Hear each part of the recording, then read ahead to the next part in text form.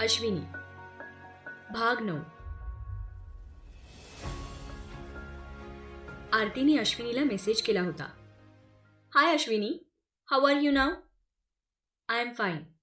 Food allergy. तुला माहीत नव्हतं का की तुला ॲलर्जी येते? नाही ना, मला आठवत नाही की मी कधी मशरूम खाल्लं होतं. ओके फाईन, काळजी घे आता. बाय द वे, तुझ्या घरच्यांना पण माहीत नव्हतं हे पटत नाहीये. कदाचित माझ्या आईला माहीत असेल. सासरी आल्यावर कधी मशरूम खाल्लं नाही, त्यामुळे या लोकांना माहिती नाहीये. तुला आपले कॉलेज डेज आठवतात का? किती मज्जा करायचो आपण. आरती, ॲक्च्युली 5 वर्षांपूर्वी माझा ॲक्सिडेंट झाला होता. त्यात मला डोक्याला जखम झाली होती. तेव्हापासून मला काहीच आठवत नाही. फक्त ही 5 वर्ष आठवतात. स्ट्रेंज, म्हणजे मी पण तुला आठवत नाही. हो, म्हणून तर तुला फोटो मागत होते. बरं, तू नंबर दे, आपण कॉलवर बोलू.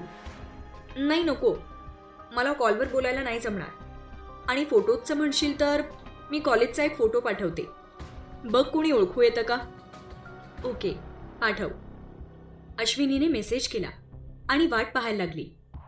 थोड्याच वेळात एक ग्रुप फोटो तिच्या फोनवर आला. तिने ओपन करून पाहिलं. त्या फोटोत खूप साऱ्या मुली होत्या. 17 ते 18 वर्षांच्या असाव्यात. अश्विनीने निरखून पाहिलं आणि मग तिला ती स्वतः दिसली. मागे कुठल्या तरी कॉलेजचा बोर्ड दिसत होता. तिला खूप आनंद झाला. तिला तिच्या भूतकाळातलं काहीतरी आज मिळालं होतं. नाहीतर आजपर्यंत ती फक्त आणि फक्त वर्तमानात जगत होती. Thank you so much Aarti. आज काहीतरी भूतकाळातलं समोर आलंय, फक्त तुझ्यामुळे. Thanks a lot. Welcome dear. आणि हो, झोप आता. You need rest. Good night, sweet dreams. आणि हो, फोटो जास्त वेळ बघत बसू नकोस. झोप. आरतीचा मेसेज आला. गुड नाईट, अश्विनीने रिप्लाय केला. आरतीने सांगून पण अश्विनी कितीतरी वेळ तो फोटो बघत होती आणि आठवण्याचा प्रयत्न करत होती. पण काहीच आठवत नव्हतं. उलट तिला त्रास व्हायला लागला. मग तिने फोन खाली ठेवला आणि झोपून.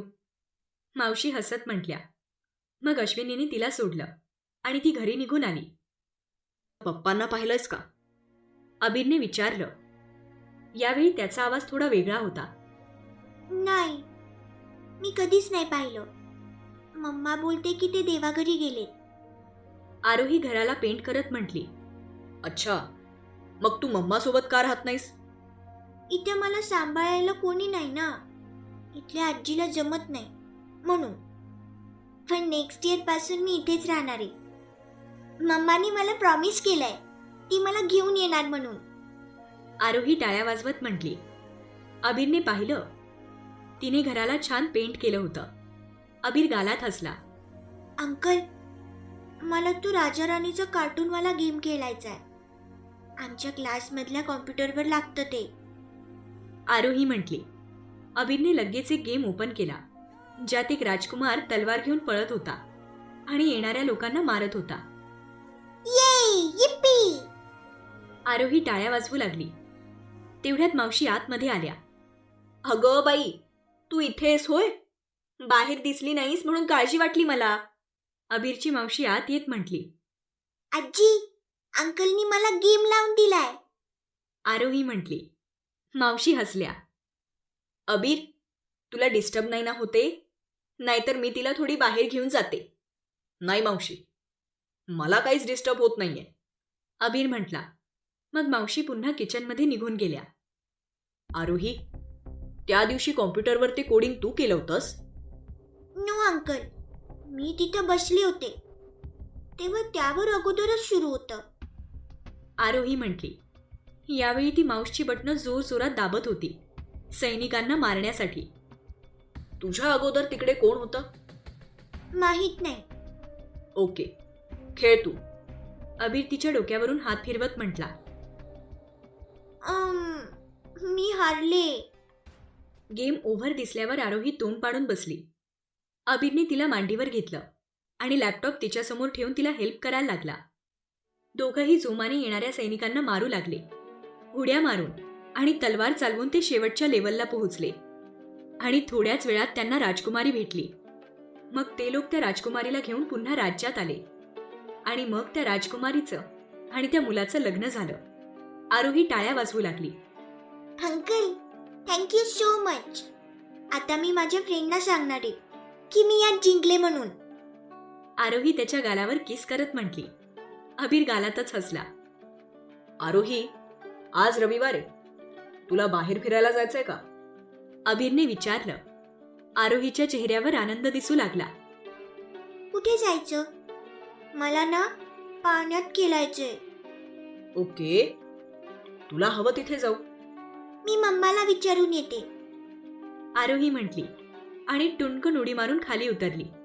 आरोही, मम्माला पण बरोबर घे. आरोही जात होती. तिला मागूनच अबीर बोलला. आरोही मोठ्याने हो म्हणत पळाली.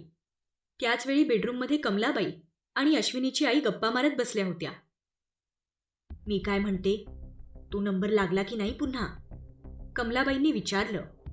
नाही ना, गेले 4 महिने प्रयत्न करतेय, लागतच नाही. बदलला असेल का? अश्विनीची आई म्हटली.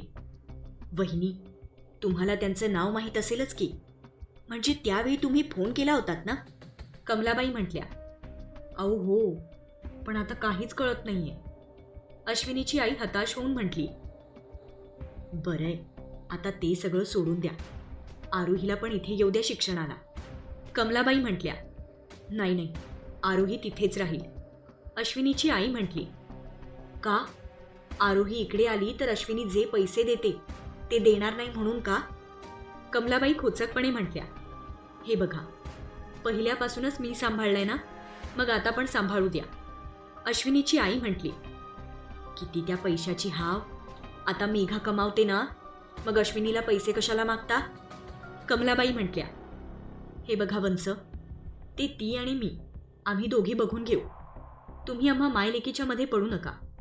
अश्विनीची आई म्हटली. मायलेक? कमलाबाईंनी भुवया वर करून हसत विचारलं. अश्विनीची आई काहीच बोलली नाही. तुम्ही लुटता तिला, बिचारी बिन आई बापाची पोर. कमलाबाई थोड्या दुःखात म्हटल्या. आम्ही लुटतो आणि तुम्ही काय करता? तुम्ही तर तिचे रक्ताचे सगळे सोयरे ना.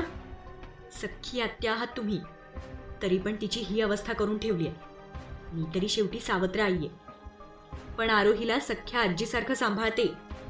अश्विनीची आई ठसक्यात म्हटली. तुम्ही दोघी जरा गप्प बसता का? तिला ऐकू जाईल. दिलीपराव बेडरूममध्ये डोकावत म्हटले. तशा दोघी शांत झाल्या. तेवढ्यात आरोही धावत आली. दिलीपरावांनी तिला पकडलं. बाळा, अरे अरे, पडशील. तिला पकडून सोफ्यावर बसवत ते म्हटले. बाबा, मला शेजारचे अंकल फिरायला घेऊन जातात. मम्माला विचारा ना. आरोहीने दम खात विचारलं. बेबी, आता जेवायची वेळ झाली हा, आणि शेजारचे अंकल फ्री नसतील. आपण पुन्हा कधीतरी जाऊ. अश्विनी ताट वाढत म्हटली. शेजारचे अंकल कोण? मेघा, जी टीव्ही बघत होती, तिने विचारलं. मावशी, त्या दिवशी मोठ्या गाडीतून आपल्याला सोडायला आले होते ना, ते. आरोही म्हटली आणि मेघाचे डोळे चमकले. ओ, ते का? चल आपण भेटूया. मेघा लगेच सोफ्यावरून उठली. आधी मम्माला रेडी कर ना, बाहेर फिरायला जायला, मगच मी पण जाणार. आरोही म्हटली. मेघाने काहीतरी विचार केला आणि मग तिने तिच्या आईला हाक मारली. आई, अगं आरोहीला फिरायचंय आणि शेजारचे तिला आणि मला फिरायला घेऊन जातात. आम्ही जाऊन येतो, तेवढंच तिला पण छान वाटेल. मेघा म्हटली. तेवढ्यात आरोही मध्येच म्हटली.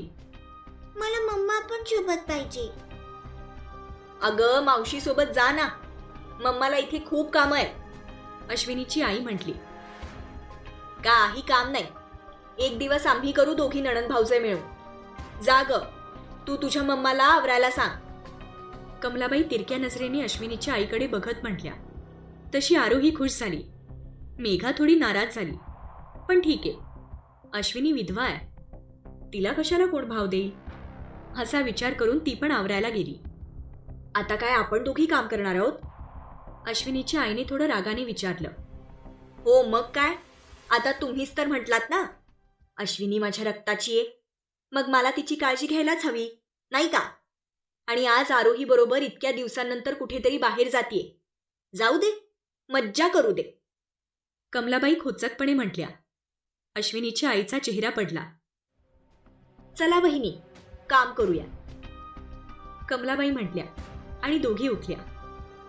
अबीर पार्किंगमधून गाडी काढून आला. समोरच अश्विनी, आरोही आणि मेघा उभ्या होत्या. त्याने त्यांच्यासमोर गाडी थांबवली. मेघा लगेच त्याच्या शेजारच्या सीटवर येऊन बसली.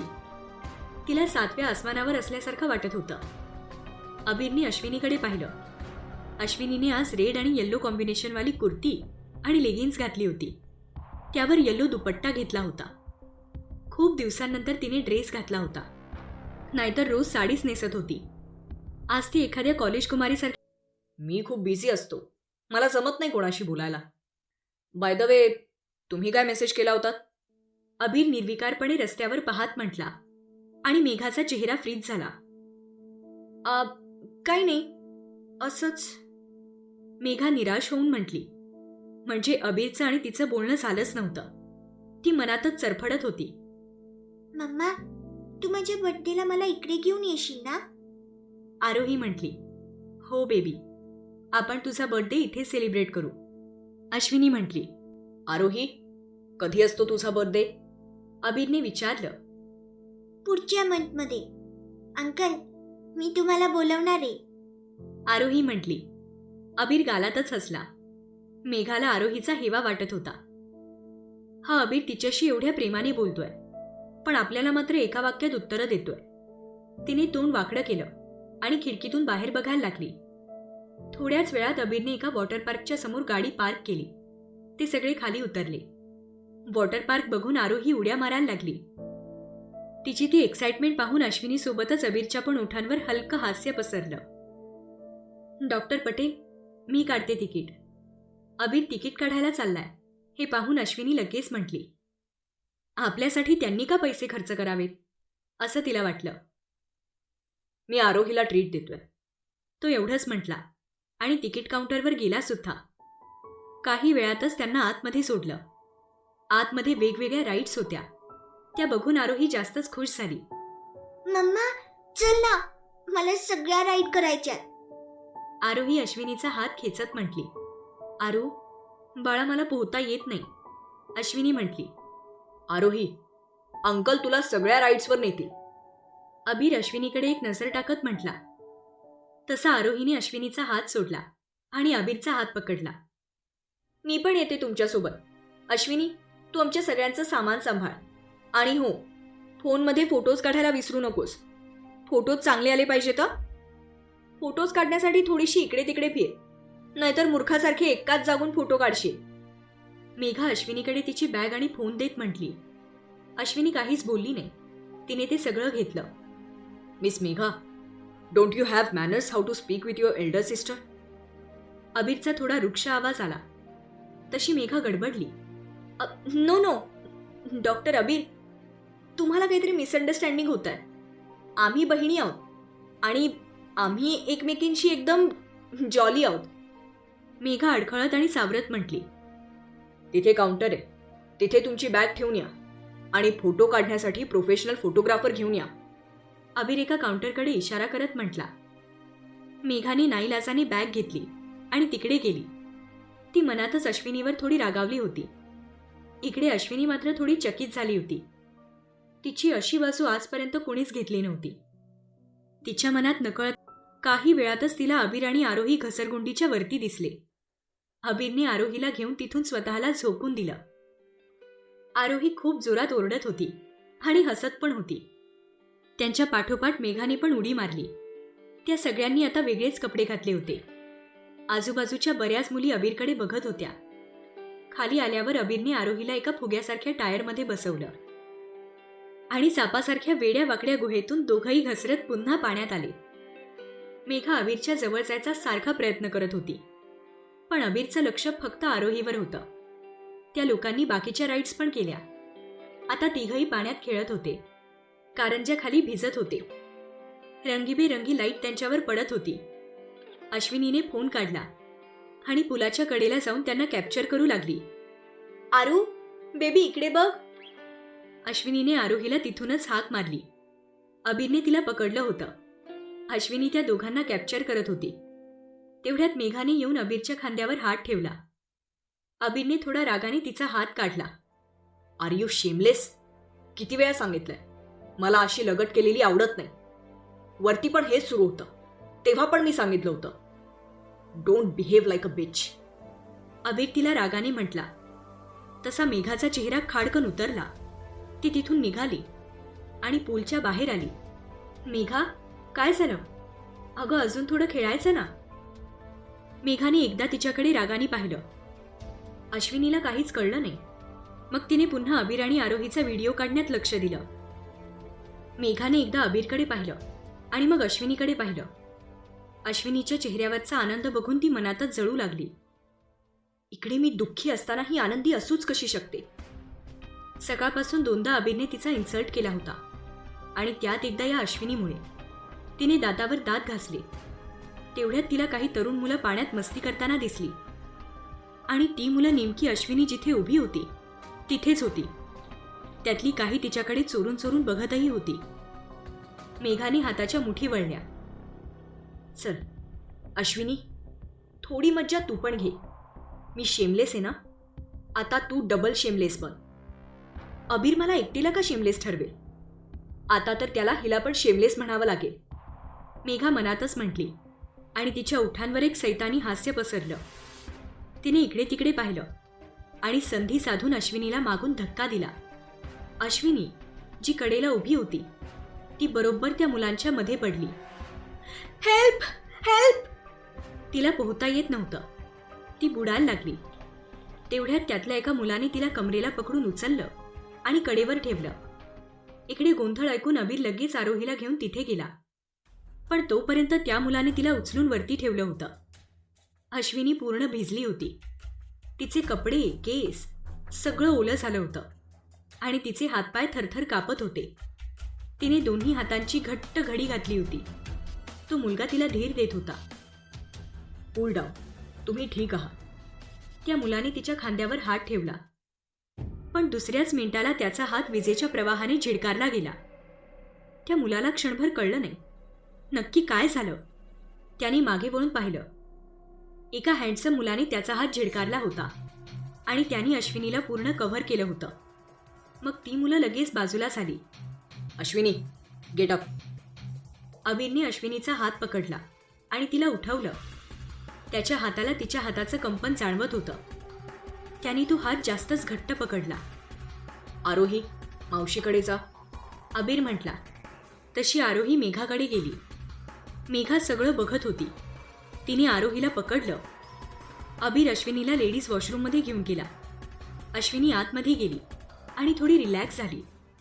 पण आता सगळे कपडे ओले झाले होते. इथेच काही वेळ थांबून मग जाऊया, तोपर्यंत त्या लोकांची मजा करून होईल असा विचार करून ती तिथेच थांबली. तिथे खूप मुली येत होत्या आणि परत जात होत्या. अश्विनी एका कोपऱ्यात उभी राहिली होती. तेवढ्यात समोरून एक बाई आली. तुम्ही अश्विनी का? त्या बाईने विचारलं. अश्विनीने मानेनेच होकार दिला. हे कपडे तुमच्यासाठी दिले, ते बाहेर उभे आहेत ना त्यांनी, ती बाई म्हटली आणि तिने एक पिशवी दिली. अश्विनीला जास्तच आश्चर्य वाटलं, पण तिने ती पिशवी घेतली. त्यात एक पिंक कलरचा ड्रेस होता. तिने तो घातला आणि बाहेर आली. बाहेर अबीर उभा होता. त्याने तिच्याकडे पाहिलं. ती बऱ्यापैकी सावरली होती. तुझा फोन, अबीर म्हटला आणि त्याने तिला तिचा फोन दिला. अश्विनीने पाहिलं. फोन व्यवस्थित होता. स्क्रीन थोडी तुटली होती. फूड सेक्शनला जायचंय, अबीर म्हटला आणि तिथून निघाला. ती पण त्याच्या मागे आली. मेघा आणि आरोही आधीच येऊन बसल्या होत्या. ती पण त्यांच्याजवळ जाऊन बसली. मम्मा, तू ठीक आहेस ना? तुला लागलं तर नाही ना? आरोहीने तिच्या छोट्या हातांनी अश्विनीच्या गालावरून बोटं फिरवत विचारलं. मी ठीक आहे बेबी, मी ठीक आहे. बहुतेक माझा पाय घसरला. अश्विनी, अगं अशी कशी पडलीस तू? आणि तेही त्या तरुण मुलांच्या बरोबर मध्ये. अशी कशी ग वेंधळी आहेस की मुद्दाम पडलीस? मेघा कुत्सितपणे म्हटली. अश्विनी काहीच बोलली नाही. तिला थोडं वाईट वाटलं, पण त्यावेळी ती इतक्या शॉकमध्ये होती की काय झालं ते पण तिला व्यवस्थित आठवत नव्हतं. तिला फक्त एवढंच कळत होतं की कुठल्या तरी मुलाने तिची हेल्प केली आणि नंतर अबीरने तिला कपडे आणून दिले. बाकी काहीच तिला समजत नव्हतं. तेवढ्यात अबीर सगळ्यांसाठी फूड घेऊन आला. सगळे फूड खाऊ लागले. आरोहीसाठी त्याने आईस्क्रीम पण आणलं होतं. मेघाने एकदा अबीरकडे पाहिलं. का कोणास ठाऊक, पण तिला त्याच्या निळ्या डोळ्यात थोडीशी लालसर झाक दिसली. पण का ते मात्र तिला कळलं नाही. जेवण झाल्यावर अबीरने त्यांना घरी आणून सोडलं आणि तो त्याच्या बेडरूममध्ये गेला. बेडरूममध्ये गेल्या गेल्या त्याने चावी अक्षरशः फेकून दिली आणि सिगरेट काढली आणि बकाबका ओढू लागला. काय झालं होतं त्याला पण नेमकं कळत नव्हतं, पण त्याला खूप राग आला होता. 2-3 सिगरेट ओढल्यावर त्याला जरा शांत वाटू लागलं, पण मन मात्र शांत होत नव्हतं. त्याचे डोळे जास्तच लाल झाले होते. त्याने डोळे मिटले आणि झोपायचा प्रयत्न केला. रात्री बेडवर पडल्या पडल्या अश्विनी आजच्या दिवसाचा विचार करत होती. तसा तिचा दिवस चांगला पण गेला होता आणि वाईट पण. आज आरोहीची किती दिवसांची वॉटर पार्कला जायची इच्छा पूर्ण झाली होती, ते पण फक्त अबीरमुळे. पण तिथे ती पाण्यात पडली. तो इन्सिडंट आठवला की तिला कसं तरी होत होतं आणि त्याच वेळी तिला अबीरने तिचा पकडलेला हात पण आठवत होता आणि मग तिच्या पोटात तिला कसं तरी होत होतं. ती डोळे झाकून मनाला सारखं समजावत होती की ते नको आठवूस, पण तरीही तिला त्याच्या हाताचा स्पर्श सारखाच आठवत होता. तिने उशी घेऊन कानावर दाबली आणि सगळं विसरण्याचा प्रयत्न केला, पण व्यर्थ. अश्विनीला आज मेघा थोडी जास्तच रागावल्यासारखी वाटत होती. नेमकं काय झालं ते तिला माहीत नव्हतं, पण जातानाही ती काहीच बोलली नाही. तेवढ्यात तिचा फोन वाजला. तशी तिने उशी फेकून दिली आणि फोन हातात घेतला. आरतीचा मेसेज होता. आज दिवसभर तिला आरतीची आठवण झालीच नव्हती. बरंय, आता निदान त्याचा तो स्पर्श काही वेळ तरी विसरेल असा विचार करून तिने लगेच मेसेज ओपन केला. हो ग, माझी पण तिला इथे आणायची खूप इच्छा आहे, पण आई ऐकतच नाही. आशू, आपलं म्हणणं स्पष्ट मांडण्याचा प्रयत्न करत जा. जे तुझं आहे ते तुझ्याजवळ असलंच पाहिजे आणि ते जर मिळत नसेल तर त्यासाठी भांडण सुद्धा करावं लागलं तरी करावं. हो आरती, नेक्स्ट इयर तिला इथे आणण्याचा मी ट्राय करतेय. आशू, ती तुझी मुलगी आहे आणि तुझा तिच्यावर जास्त हक्क आहे. तू खूप इनोसंट आहेस ग. तू स्वतःचा स्वभाव बदलू नकोस, पण आपल्या गोष्टीसाठी भांडायला मागे पुढेही बघू नकोस, कारण आपला स्वभाव कितीही चांगला असला तरी हे जग चांगलं नाहीये. कधीही फायदा घेऊ शकतं. हो आरती, मी आता आईशी स्पष्टच बोलते. तसंही आरोहीशिवाय या जगात माझं असं कोणीच नाहीये. हो का? मग कोणाला तरी बनव आपलं. आरती, अगं काही पण काय बोलतेस? चल, रात्र झालीये, उद्या ऑफिस आहे. Bye, good night. Good night, sweet dreams. गम न कर, जिंदगी बहुत बड़ी है. चाहत की महफिल तेरे लिए सजी है. बस एक बार मुस्कुराकर तो देख, तकदीर खुद तुझसे मिलने बाहर खड़ी है. ही आरती पण ना काही पण पाठवत असते. गालातच हसत अश्विनीने फोन ठेवला आणि झोपली. आज अबीर सकाळी लवकर आला होता. तेव्हापासून ऑपरेशन थिएटरमध्येच होता. राज 2दा येऊन गेला, पण त्याला अबीर भेटला नाही. शेवटी तो अबीरच्या केबिनमध्येच बसला. तसंही त्याला आज फारसं काम नव्हतं. तेवढ्यात तिथे लिली आली. हाय डॉक्टर राज. लिलीने एक फाईल टेबलवर ठेवत ग्रीट केलं. हाय, डॉक्टर अबीर कधी फ्री होणार आहे? राजने विचारलं. फ्री झाले, ते बाहेर पेशंटच्या नातेवाईकांशी बोलताय. ही फाईल त्यांना हवी होती, इथे ठेवली म्हणून सांगा त्यांना, लिली म्हटली आणि निघून गेली. राजने फाईल पाहिली आणि त्यावरचं नाव पाहून त्याची क्युरिओसिटी वाढली, कारण त्यावर नाव होतं अश्विनी मराठे. त्याने पटकन ओपन केली आणि वाचायला लागला. आधी तर त्याला सगळं नॉर्मल वाटलं, पण जसजशी त्याने पानं उलटली त्याचा चेहरा सिरियस झाला. डॉक्टर राज. अबीरच्या आवाजाने राज भानावर आला. त्याने पटकन ती फाईल बंद करून टेबलवर ठेवली आणि उभा राहिला. अबीरने एकदा फाईलकडे पाहिलं आणि मग राजकडे पाहिलं. डॉक्टर अबीर, ते मी असंच फाईल बघत होतो.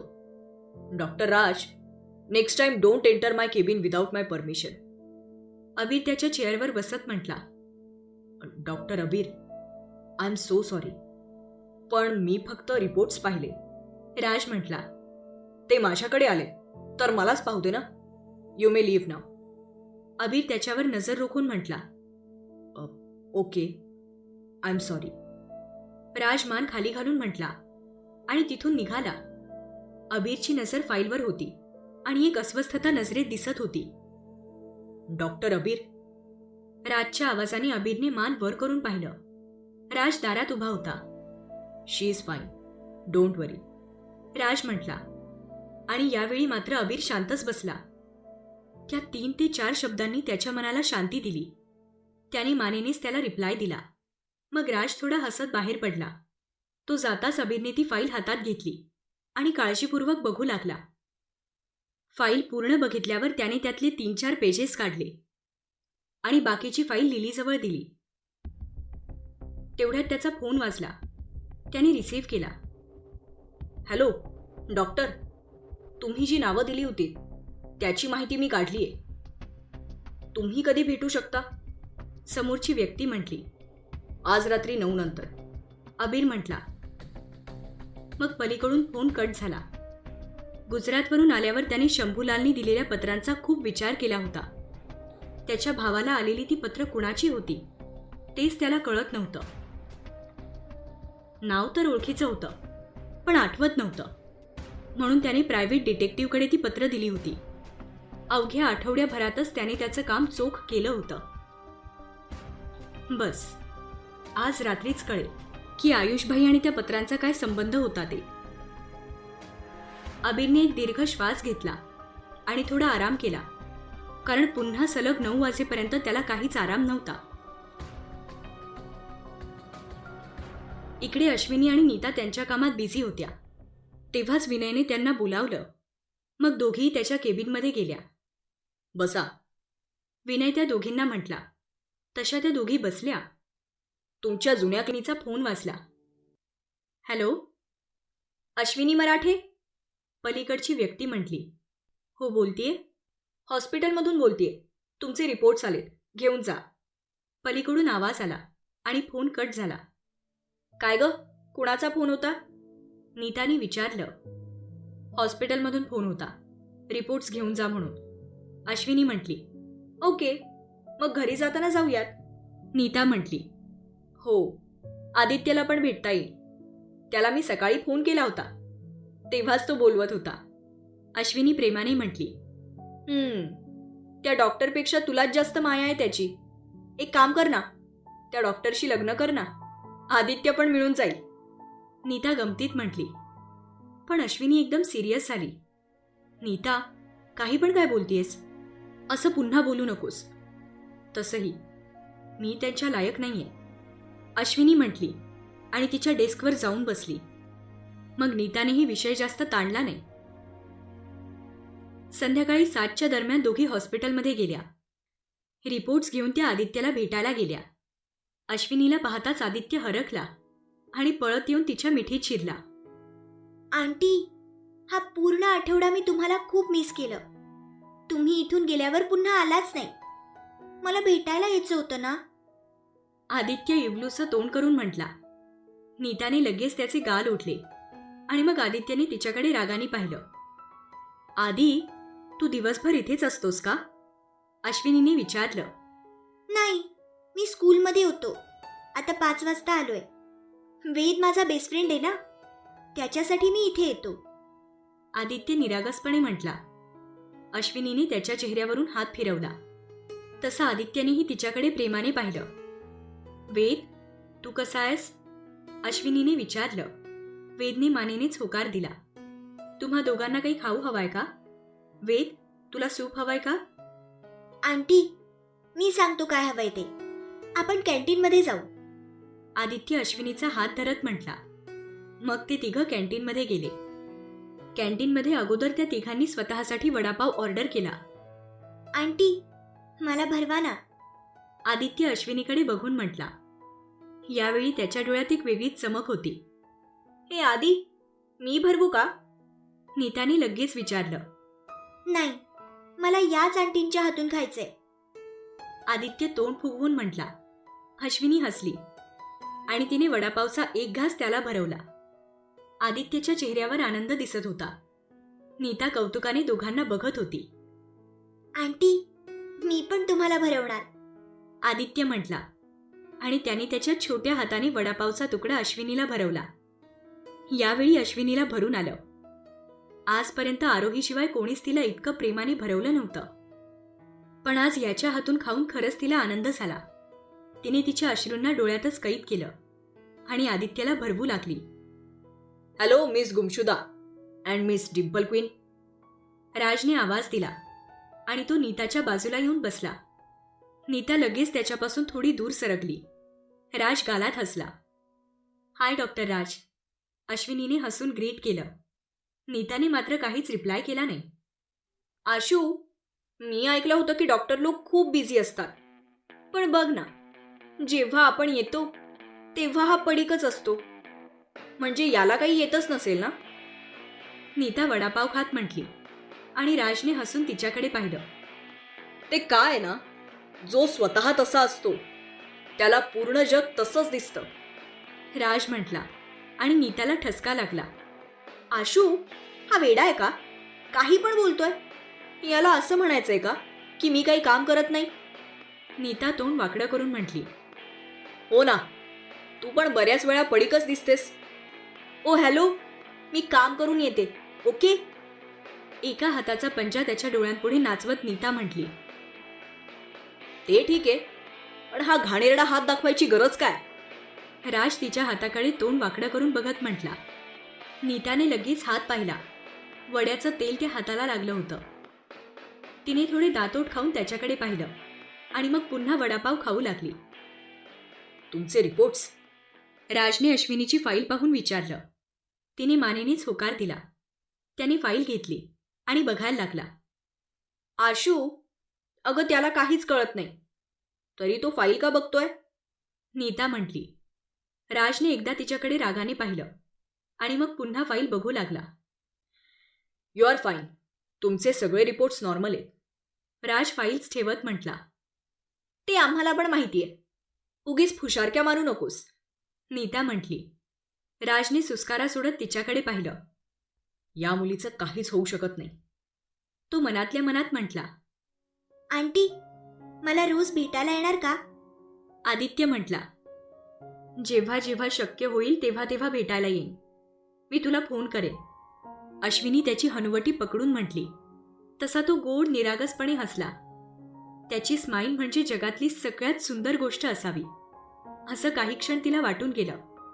चला, मी पण जातो. मला पेशंट आहे. मी पण डॉक्टरच आहे. राज पेशंट आणि डॉक्टर या शब्दांवर जोर देत म्हटला आणि त्या दोघींना बाय करून निघाला. मग या दोघी वेदसाठी सूप घेऊन आणि आदित्यला सोडून घरी गेल्या. रात्री अबीर हॉस्पिटलमधून बाहेर पडला. ते डायरेक्ट बारमध्ये गेला. तिथे त्याने नेमलेला डिटेक्टिव्ह अगोदरच येऊन बसला होता. तो त्याच्या समोर जाऊन बसला. हाय, डॉक्टर अबीर. अबीर त्याला शेकहँड करत म्हटला. डिटेक्टिव्ह प्रकाश. त्याने पण शेकहँड केला.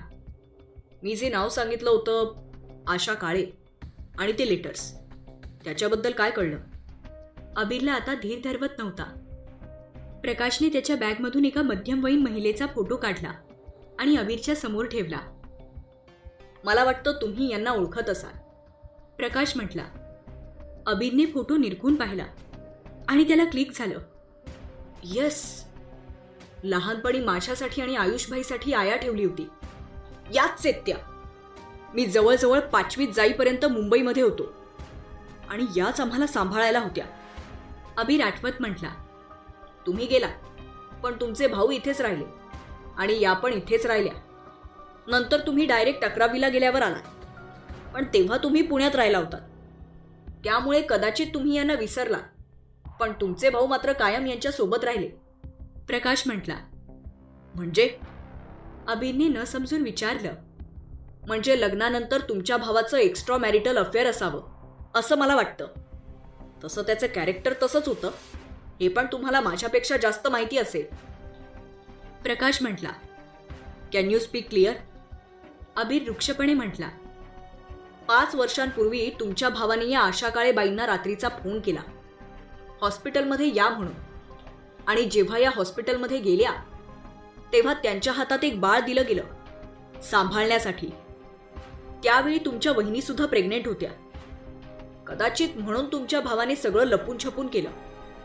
या बाईला खूप सारा पैसा पण दिला होता त्या मुलाची देखभाल करायला.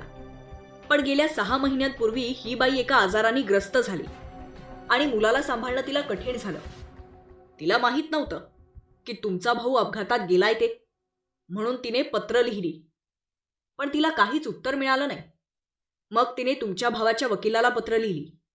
मग त्याने त्या मुलाला कुठल्या तरी आश्रमात घातलं. आणि हो, तुमच्या भावाने त्या मुलाच्या नावे भरमसाठ संपत्ती पण ठेवली आहे. प्रकाश म्हटला. अबीर शॉक होऊन हे सगळं ऐकत होता. मुलाला जन्म देणारी कोण होती? अबीरने भानावर येऊन विचारलं. सॉरी बॉस, त्याचा काहीच पत्ता लागला नाही. तुमच्या भावाने त्याचे सगळे पुरावे तेव्हाच नष्ट केले. का केले ते माहीत नाही, पण त्याबद्दल मी खूप माहिती काढण्याचा प्रयत्न केला. काहीच हाती लागलं नाही. त्या हॉस्पिटलमध्ये त्या रात्रीचं काहीच रेकॉर्ड नाहीये. आणि कोण डॉक्टर होता, तो जिवंत तरी आहे की नाही हे पण काहीच कळत नाहीये. प्रकाश म्हटला. तो मुलगा कुठल्या आश्रमात आहे? अबीरने विचारलं. तो मुलगा वकिलाकडे गेल्यावर त्याच्याबद्दल काहीच माहीत नाही. वकिलाने सगळं सिक्रेट ठेवलंय. त्याच्या फॅमिलीला सुद्धा याबद्दल काहीच माहीत नाहीये.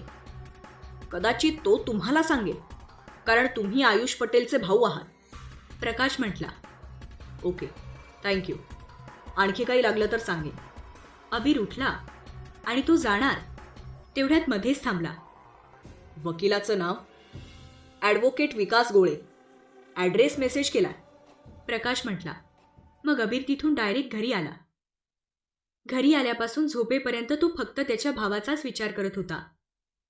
त्याला माहीत होतं त्याचा भाऊ खूप रंगेल होता, पण त्याला असा लग्नाच्या बाहेर मुलगा असेल असं कधीच वाटलं नव्हतं. त्याने कोणाला धोका तर दिला नसेल. अबीर जास्तच अस्वस्थ झाला. आणि तो मुलगा जर खरंच आयुषबाईचा असेल तर त्याला आता घरी आणणं गरजेचं होतं. शेवटी तो त्याचं रक्त होता. आज अश्विनी थोडी लवकर उठली होती, त्यामुळे थोडा वेळ बेडवर टाइमपास करत होती. तिने आरतीला मेसेज केला. Good morning dear. अश्विनीने मेसेज केला आणि बाकी व्हिडिओ बघत बसली. पण तेवढ्यात आणि तिने तिचा फोन अश्विनीच्या समोर पकडला. अश्विनी आणि नीता दोघी डोळे फाडून फोनमध्ये बघत होत्या. यावेळी त्या दोघींच्या चेहऱ्यावर जबरदस्त आश्चर्य दिसून येत होतं. आशू, खरंच हा डॉक्टर असा असेल का? नीता एक्साइट होऊन म्हटली. काय माहीत. अश्विनी पण चक्रावली होती. तिला पण समोरच्या व्हिडिओवर विश्वास बसत नव्हता. आशू, अगं आज जिथे तिथे फक्त याच व्हिडिओची चर्चा आहे. सकाळीच कोणीतरी अपलोड केलाय आणि आत्तापर्यंत जबरदस्त व्हायरल झालाय. नीता व्हिडिओ बघत म्हटली. नीता, बस झालं. आपण काम करूयात आता. बंद करतो व्हिडिओ. अश्विनी म्हटली. नीताने थोडं नाखुश होऊन तो व्हिडिओ बंद केला आणि काम करायला लागली. इकडे हॉस्पिटलमध्ये आज नुसती खळबळ उडाली होती. जो तो लपून छपून व्हिडिओ बघत होता. प्रत्येकाला आश्चर्य वाटत होतं. अबीर आल्यापासून ऑपरेशनमध्ये बिझी होता, त्यामुळे त्याला यातलं काहीच माहीत नव्हतं. डॉक्टर राज, खरंच हे डॉक्टर अबीर आहेत का? शोभनाने पळत येऊन विचारलं. मला तर वाटतं तेच आहेत, राज म्हटला. खाली कमेंट्समध्ये सगळे विचारतात की कोण आहे म्हणून. मी डॉक्टर अबीरचं नाव लिहू का? नको, डॉक्टर अबीर ना येऊ देत, त्यांचं ते बघतील. पण ऑलरेडी खूप जणांनी अबीर म्हणून टाकलंय आणि मला सांगायचं की ते माझे फ्रेंड आहेत. शोभना एक्साइटमेंटमध्ये म्हटली. डॉक्टर शोभना, व्हिडिओ बघा आणि सोडून द्या. कमेंट्स करून उगीच डॉक्टर अबीरच्या नजरेत येऊ नका, राज म्हटला. शोभना अजूनही तो व्हिडिओ बघत होती.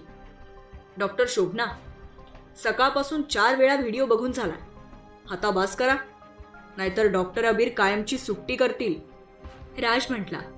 तसा तिने फोन बंद केला आणि तिचं काम करायला गेली. राजने सुद्धा 4 ते 5 वेळा तो व्हिडिओ बघितला होता. तेव्हा त्याला खात्री पटली की त्यातला मुलगा डॉक्टर अबीरच आहे. कधी एकदा अबीर बाहेर येतोय आणि आपण त्याला हा व्हिडिओ दाखवतोय असं झालं होतं. राज त्याचे पेशंट पटापट हँडल करत होता. त्याचं लक्ष ऑपरेशन थिएटरकडे लागलं होतं. तो जबरदस्त एक्सायटेड होता. तो व्हिडिओ बघून अबीरची रिॲक्शन काय असेल हे त्याला बघायचं होतं. अबीर बाहेर आला तेव्हा सगळा स्टाफ त्याच्याकडे विचित्रपणे बघतोय असं त्याला वाटलं. पण कुणी काहीच बोललं नाही. तो त्याच्या केबिनमध्ये गेला. त्याचा फोन वाजत होता. त्याने पाहिलं. कुठला तरी नंबर होता. त्याने कट केला. पुन्हा फोन वाजला. पुन्हा त्याने बघितलं. आता वेगळाच नंबर होता. त्याने वैतागून पुन्हा फोन कट केला. पण आता त्याच्या फोनवर खूप सारे मिस कॉल दिसत होते. तेही खूप सारे अनोळखी नंबरवरून. अबीर थोडा कन्फ्यूज झाला. एवढे फोन का आले आणि कशासाठी? तो विचार करतच होता. तेवढ्यात राज धावत आला. डॉक्टर अबीर, मला तुम्हाला काहीतरी दाखवायचंय. राज म्हटला आणि त्याने फोन काढला. काहीतरी टाईप करून तो फोन त्याने अबीरसमोर पकडला. व्हिडिओची स्टार्टिंग बघूनच अबीर शॉक झाला. त्याच्या चेहऱ्यावरचे एक्सप्रेशन्स पटकन बदलले. त्याने राजच्या हातून फोन घेतला आणि तो व्हिडिओ बघू लागला. राज त्याच्या चेहऱ्यावरचे एक्सप्रेशन्स जाणून घ्यायचा प्रयत्न करत होता. कधी राग तर कधी दुःख हे त्याला त्याच्या नजरेत जाणवत होतं. पण नेमकी भावना मात्र त्याला कळली नाही. अबीर अजूनही व्हिडिओ बघतच होता.